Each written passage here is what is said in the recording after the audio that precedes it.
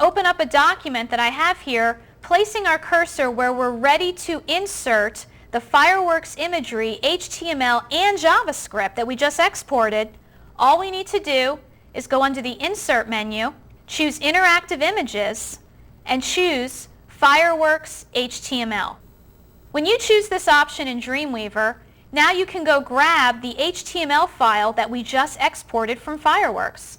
So let's do that. We saved it into this specific folder.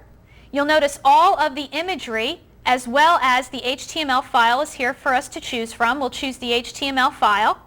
You can choose to delete this file off of your hard drive after you insert it. I won't do that here, just in case we want to go back and tweak it. We'll click OK, and you'll notice that because we've defined our website, Dreamweaver is always going to ask us if we want to copy the imagery as well as the HTML files into our website folder. We'll take advantage of that and say yes. So we'll save this to our working folder. And now what we've got here is an image, in fact a series of images, that now have the HTML, the imagery, and the JavaScript code placed onto this web page. So if we look at this in a browser, let's go into our globe icon on the toolbar and choose Preview in Internet Explorer once again. You'll notice all of our code is intact.